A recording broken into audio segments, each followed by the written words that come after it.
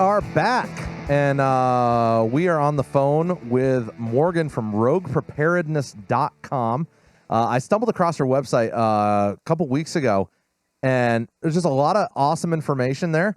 And I believe you also have a YouTube channel, right? Right, Morgan? Yep. I'm everywhere. That's fantastic. I mean, you've been featured in a whole bunch of awesome places online, and I think in print as well. And so we kind of just wanted to talk to you about prepping. I mean, with the whole COVID thing going down, and with the election being questionable, and the rioting in different cities across the country, I know personally, from my standpoint, I've started preparing a little bit more than I had been in the past. Stockpiling food, just being ready for whatever happens. So, I guess, can you just talk about your background? I know you and your family, you're homesteaders, off the grid, correct?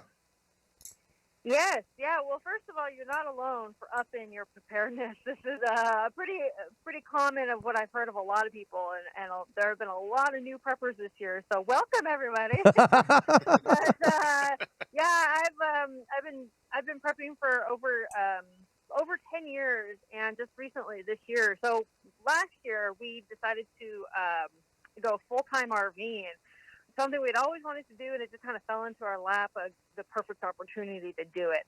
So we decided to just go ahead and do it, and we were expecting to be on the road for a couple of years, looking for our forever homestead. You know, we didn't really know like where we wanted to set up a homestead. We know we didn't want it, you know, where we used to live, and so we just wanted to travel around and in the meantime look for land. You know, if we found a spot, then we'd stop. But we came here, and at the start of COVID, and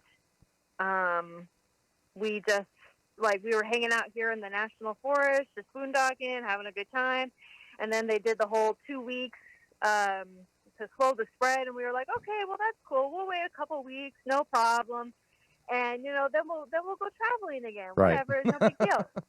And then, you know, obviously, everything else, it snowballed, and so we were like, you know what? Maybe now is actually a good time to look into a homestead. And so we started looking for land around here, and then we just kind of pulled the trigger, and it's been great. It's been awesome so far. So we've only been doing it since March or April.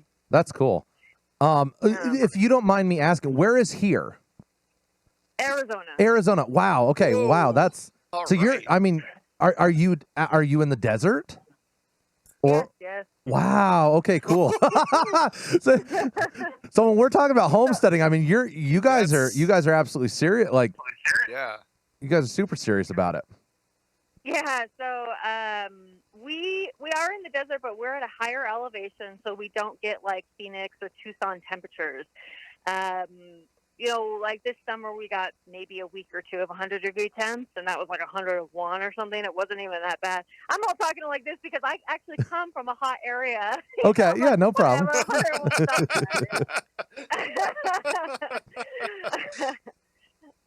That's yeah, wild. Yeah, so this is a drier heat too, so we actually can stand this a little bit better than the humid heat. Anyway, my point is we're at a little higher elevation, so it's challenging in some other ways, but it's better in others. So what are some of those challenges that you've encountered while trying to, you know, live off the land there? Yeah, so, you know, when you think of the desert, I'm sure you guys, you know, the first thought is just desolate nothing. Yeah, I'm right? thinking Yes, sand. yes. I'm thinking sand, but Yes. having been through Arizona, I mean, it's kind of scrubby and just there. Yeah. You know, it's funny because people have been living in the desert for thousands of years, and people still live in the desert, you know. We actually have aquifers. In some places, they're like 80 feet down. In other places, they're like 300 feet. It just kind of depends on where you are. Unfortunately, we're in a place that is like 300 or 400 feet down. And so, but it's a good aquifer. It's really, really good. It's just pretty far down. And so we can have a well and everything, but it's a little expensive to do it because we're also We have caliche, which is just nothing but rock, the solid rock, about 3 feet down or so. So we can't drill it ourselves, Oh and man. it's hard to do anything that has involves digging, and so that's one challenge. We can't even dig like our own little septic or anything like that. And so that, and like I was saying, I came from a hot area, but it was a hot, humid area. So gardening was like a piece of cake, because a humid area, plants just thrive without like hardly any work. And here it's a lot different. It's way more water. The sun is very, it's just, the sun is very hot no matter what. Even if it's 80 degrees, it feels very, very hot. And so you have to be careful with that with your plants as well. It's very windy in the higher elevation, so I had to be, aware of that. We've had to, when you do put up structures, you have to use concrete, and you have to put them in as deep as you possibly can go. And it's just a few things here and there, but you figure it out, you adapt, and you adjust and overcome. So what advice would you give to someone who is looking at the current situation and saying, hey, things aren't as stable as they used to be. We're not sure what's going to happen in the future, whether it be economic, whether it be job loss, whether it be whatever it is. How would you suggest to a listener who's saying, hey, we've got these concerns, how can we be more prepared in the future? Yeah, so I think there has to be some priorities. And I say that because a lot of people, they went out and they bought toilet paper as their first thing. Right. Now, may I tell you, I had 4 cases of that before any of this happened, so I was good. Good. We're also good. Good, yes. Now, toilet paper is nice. It's a convenience, and Yeah. it's not something you can't eat it, and you can't really do much else with it. Maybe you can clean with it, kind of dissolves quick. So it's not really that great. Right. For the one purpose. So I would suggest that people start with food and water, specifically food. Especially like in a pandemic situation. You may not need to store up on water, but I always suggest it just because it's a good idea. But food, for sure. I mean, people need to be, storing food. 100%, that's the first thing. And then after that, you need to be, specifically for a pandemic, I would say, and the rioting and everything that's going on, the unrest, upping your home defense and your personal defense kind of thing. And we've definitely seen that with the increase in firearm sales and increase in education. I know that the firearm industry has been slammed with people wanting education, wanting to know how to defend themselves, which is fantastic, and so, yeah, but, security cameras and things like that. But in general, just look at your everyday needs and then prep that. You need food, so prep the food that you need. You need hygiene items, so prep those hygiene items. You need warmth and cooling. So, do you have any backup warming solutions? Do you have any backup cooling solutions? Things like that.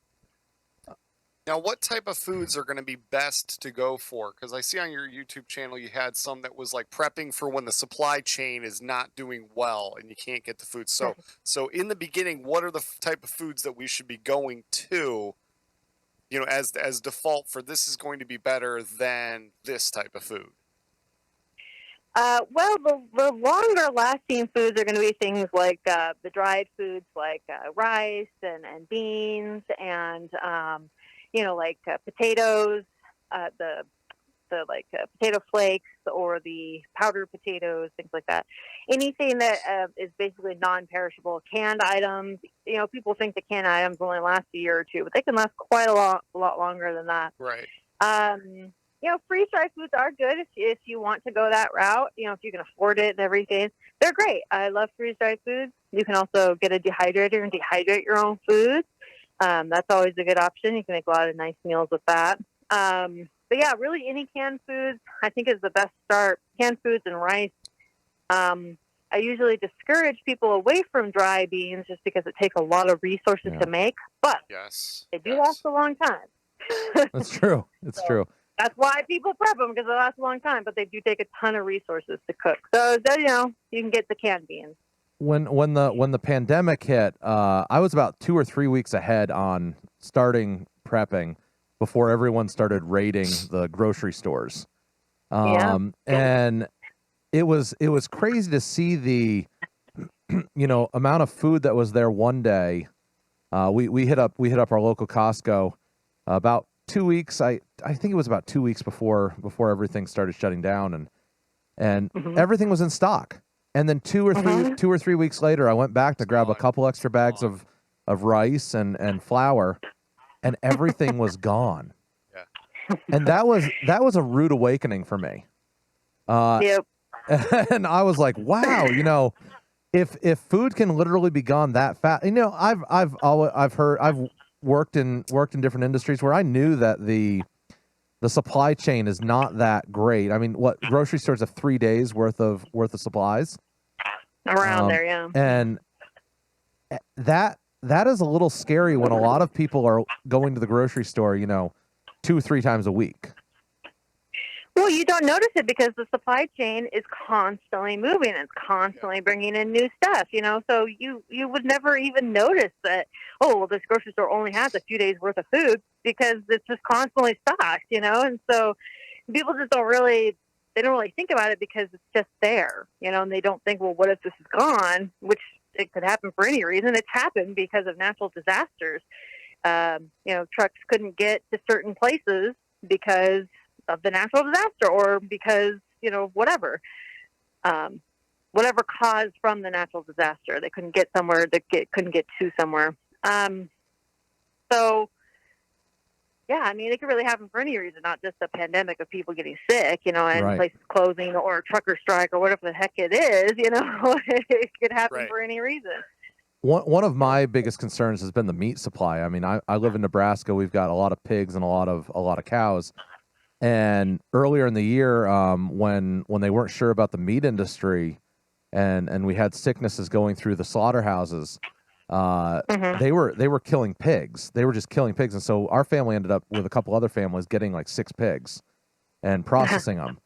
And no, I think it was 10 pigs total. 10 pigs, 8 pigs. I don't know. It was a bunch of them, and over a couple weekends. And one of my biggest concerns is, if everything hits the fan, protein's going to be a very hard thing for people to come by. And so one of the things that I started thinking about was meat rabbits. Have you had any experience with the meat rabbits? Yeah, so, you're going down a real great path here because, I think people really do need to think about raising their own small game. And rabbits are one of the easiest things to raise, especially because you can do it indoors. A lot of people are concerned about HOAs and things like that. And it doesn't matter, because it's inside your house. And so if you have like a spare bedroom or something, that'd be fantastic. And so... yeah, meat rabbits are really, really easy. They're really easy to feed, especially like if you have a garden, you can grow all their food that they would need from your garden. And so, even just a little patio garden or something, even if you just want to grow the garden for them or something, it's definitely possible. There's a lot of hydroponics that you can feed them a lot of those leafy greens that they so love. And, dandelions, which grow like weeds. Because they are. Right. And so, they eat dandelions, they eat a lot of stuff. And so, yeah, meat rabbits are a great choice. Really easy to raise. But, people just have to come to the terms that you will have to butcher them at some point. So. Right. Yeah. One of the things we embarked on this past week, I guess it was 2 weeks ago, was pressure canning. We'd never done that before, and with it being deer season out here in Nebraska, we're fortunate enough to put a couple down, and we decided to start canning some of that meat and some of the bone broth and stuff. And that's something we've never done before. And we have a full freezer, but it's nice to know that we've also got canned goods of our own that we've put together that is going to last for a long time, and that we can actually use throughout the rest of the year. Absolutely, yeah. Pressure canning is great. Water bath canning for and less acidic. Water bath canning and pressure canning, really good options. As long as you follow the directions, you're fine. A lot of people are really squeamish about it, because of the dangers of botulism. But I mean, as long as you follow the directions and you work with clean tools and things, you're fine. Really, you are. I've been doing this for a long time, and a lot of people have been doing this a long time without those very clean conditions. Yes. It's a bit scary. Yeah. We know better now. So right. And I mean, even if you look inside of some of these some of the food industry, the commercial butcheries and commercial slaughterhouses and everything. I'm an insurance inspector by trade, and these places are scary, like from a cleanliness standpoint. And the fact that some of this stuff ends up in our food supplies is terrifying. And knowing that I have the capacity to do that on my own is great.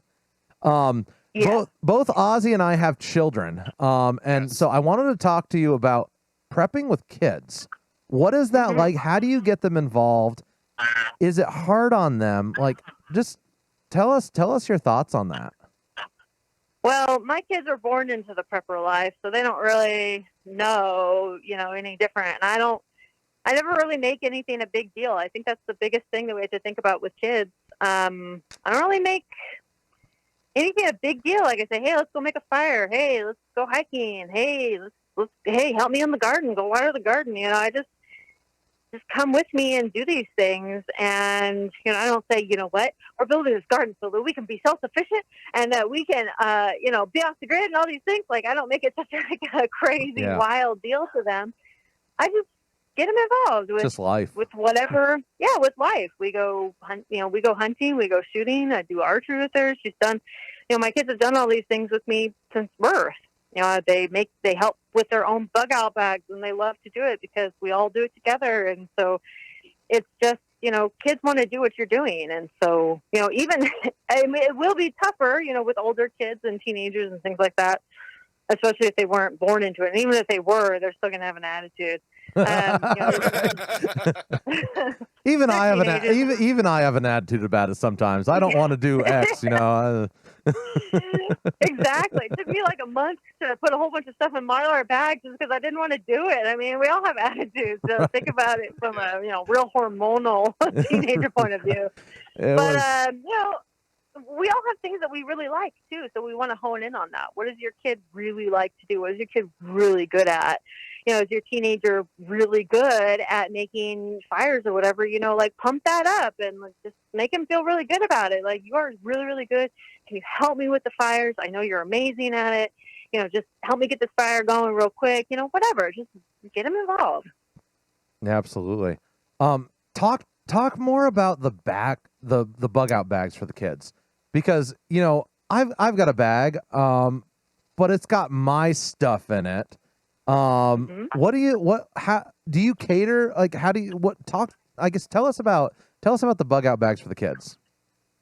Yeah. So I have a 4-year-old and a 20-month-old. My 4-year-old can carry some stuff in a little backpack, and she does, and she loves it. But, my 20-month-old, she's not doing much carrying, and, she didn't come out born with a bug out bag or anything. So, I have to have some things for her. And so I actually make a little separate bag that has some of her stuff in it. And then I just attach it to my bag. Like, my 20-month-old needs diapers, and she needs specific food items that I know that she'll eat and like. And she needs some wipes. Well, of course, I don't know. Wipes are always good for everybody, but yes, they are. Yeah. So, she needs some very specific things. She needs certain clothes that fit her, right? My clothes aren't going to fit her. So you just have to think about their specific needs at the time, and then I have to inventory my kids' bags a little more often. Well, about every 6 months we inventory the bags, and then we have to change all the clothes out and everything like that because they grow so fast, But change all the food out to what they like now, and so yeah, I mean, it's just for kids that can't carry their own bags, I just make a little tiny bag and I just attach it to my bag, and then they have their supplies, and then I have everything else, for me, and yeah. So pretty much it. When you're talking about a bug out bag, you're talking about a bag to be able to get to wherever you need to be. I'm just kind of prepping for explaining that to the listeners who are thinking that we're nuts right now. Really, it's about a 72-hour bag where you've got everything you need in it for 24 to 72 hours, depending on what your situation is, what you think's going to happen. And so for an adult, I mean, you're not talking too much stuff in there, but you're talking stuff for self-defense. You're talking, an extra pair of clothes, some water, food. Mm-hmm. I mean, so what else do you suggest goes into those bags? Yeah, first of all, you have to think about what are you actually going to do? Where are you bugging out to? How are you getting there? You have to think about a couple of these things. And so when you think about these things, you think, okay, well, first of all, this is a bug out bag because I have this bug out bag because I live in a hurricane zone, right? Right. So I have this bug out bag. I live in a hurricane prone area. And so I am going to have this bag so that I can grab it. I can have all my important documents in it. I can have some food to get me to my destination so that I don't have to stop. And I could be in some bad traffic or something, for a while. So who knows? And so, maybe it'll be cold where I'm going. So I'll need to pack some cold clothes, or maybe it's cold right now in the season. So I need to, do that. And then, a lot of people pack their bags because they think that they're going to run off into the woods. And if that's your plan, that's fine. But for the majority of the disasters that we're planning for, we're going from a natural disaster in a modern city. We're going to another modern city. Yeah. And so you really have to plan for that trip from your home to wherever your destination is. And if your destination is camping, that's great. Pack for the camping, do whatever. But if your destination is to your friends or family's house or something, then, you may not have to be so crazy with the tent and stuff like that. But it's up to you,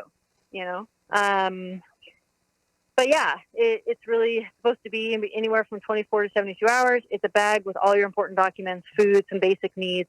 So it can get you from one place, from point A to point B, and that's it. One of the things you mentioned there was, getting to someone else's house. One of the challenges that I've always had, and I haven't gotten super serious about this until probably April or May of this year. And one of the biggest issues I have is breaching it with people. Sometimes people think I'm insane. When I brought home, so my in-laws live in Germany, and we're actually stranded here for about 6 months. And when they were here at our house, one day I came in with a trunk load of supplies from Costco, big bulk bags of flour, rice, and everything. And I start putting them in Mylar bags, and they looked at me like I was insane. And I can't look. I am, so that's fine. But how do we work with folks who think we're crazy, and how do we build community to where we can also help others at the same time and help them be prepared? Yeah, those are great questions. I think for some people, it just takes a while to understand the prepping concept. I had a friend who, her dad was a little bit of a prepper, and she would come to work and she'd tell me, all these funny little things that he would buy or do or whatever. And I think sometimes she was doing it in order to gauge me in conversation because she was a little bit curious about it. And so I would just be like, oh yeah, that's cool. That's a good idea or whatever, And so when I at the time I didn't feel like she was real serious about it, but it was like a couple of years later she came to me and she was like, I can't believe it. I'm a prepper now. You know, I've been prepping all this stuff, and it took me, you know, a storm, like some sort of storm that happened in our area, to really get me to prep. And now I'm so happy that I'm prepped before this pandemic. You know, I was like, that's so awesome. You know, that's great. She's like, yeah, you've been teaching me so much, blah blah blah. And so it takes people time. And so I think the problem that so many preppers have is that they expect everyone around them to just instantly get it within a second of them talking about it or whatever. That's not the case with anything. Nothing. It doesn't matter what you're talking about. In order to convince other people to do things, you shouldn't convince them is the point. Right. You should just kind of go about your everyday. If they ask about something, just tell them, oh yeah, you know, I have this car kit in case, you know, I break down. I broke down over the mountain, you know, a little while ago, and I had my car charger here, and I was able to charge my car myself, and I was on my way. Yep. That's it. You know, just little things like that. And then be prepared for them, like family, friends, you know, like I have like a little first aid kit that I've used numerous times on my kids, family, friends, everybody. And they're just like, oh, wow, it's such a great kit. And they talk about it or whatever. You know, it's just opening up and engaging in those small little things that matter most to people. Yeah. And it you know, there's no convincing. You're not going to convince anyone. Don't ever, you know, try to go, you should be a prepper because it's just smart. Well, sure, great. You. But I think most people see the word prepper and they think Doomsday Prepper on Discovery Channel or something. And yeah, oh yeah, that show ruined it. It really did. And you know, I admit I was glued to it, but yes. Train wreck television. But yes. But that's not the reality of it. The reality is there's a lot of people around you who are prepared that you just don't know are prepared, and they've got a couple weeks worth of food stored up. They've got a water supply. They're not crazy. They're not building bunkers, 50 feet underground. And not to say that a bunker is a bad thing. I want one. Yeah, right. Me too. But at the same time, that's not what it is, Right. And so I think that's been one of the challenges, for me. I mean, we've always been very self-sufficient. We love doing everything ourselves. We just finished building our house. Nice. And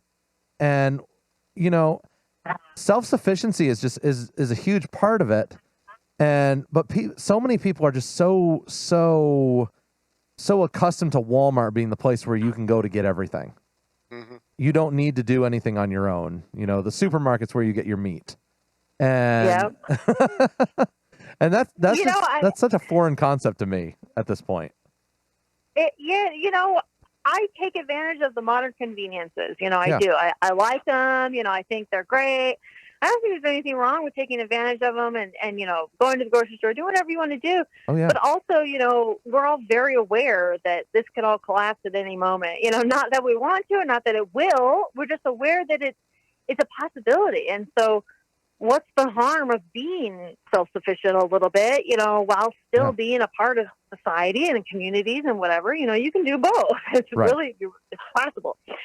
And so, but I think one of the main things, a couple of the things is people are just so shy to talk about being a prepper because of how the society has reacted to preppers. I mean, I still get it to this day. And, this whole everybody's a prepper now is not true. It's a joke, because a lot of people, a lot of new people have become preppers, and that's great. But no, there's still a lot of people who think preppers are crazy somehow. I don't know. But it's all good. Everybody's a prepper when it comes to toilet paper. Right. Exactly. Yes. Exactly. That's terrifying to bring it full circle. It is. We seriously looked into bidets after the whole toilet paper debacle. Yeah.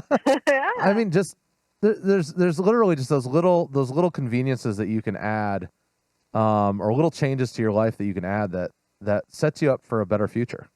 No matter what happens, gives you peace of Right. mind, gives you margin, if you will, to where if you do lose your job, you're fine for the next 6 months because you've got food, Yeah. you've got supplies, you've got water, you have nothing to worry about.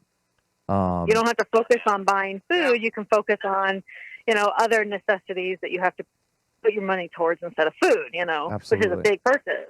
So, yeah. Absolutely. So how do you determine what are the things that you're gonna need, like needs versus wants? How do you go through that when you're deciding, hey, you know what, this is something that I'm absolutely gonna need, or this is something that I can live without, or it's not necessary for me to stockpile, toilet paper or whatever else. What's the best way to go about Yeah. that? That's it's so hard because it's going to be varied between from person to person. I mean, like some people may have really special needs that maybe they have to make sure that they're taken care of. Like I wear glasses. I have to make sure that I have a couple extra pair of glasses. Those are a need for me. For other people, they're not. And so I want LASIK, but that's neither here nor there. Okay, so the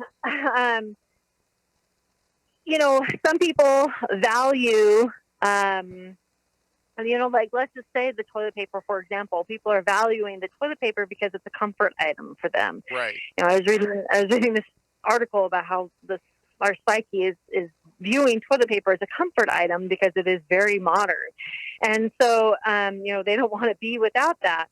They don't want to have to use leaves or something. So again, it goes back to that. The skills that somebody has. So the more skills that you have, the less reliant you are on that toilet paper or on those, modern conveniences. So your needs really start to dwindle down to, well, maybe I need to store some food, but I can hunt and, fish and I can forage and I can grow food, right? And I can do some of these Right. things, but I'm still going to, store some food. Mm-hmm. But the more, like I said, the more skills that you have, the less you rely on the needs.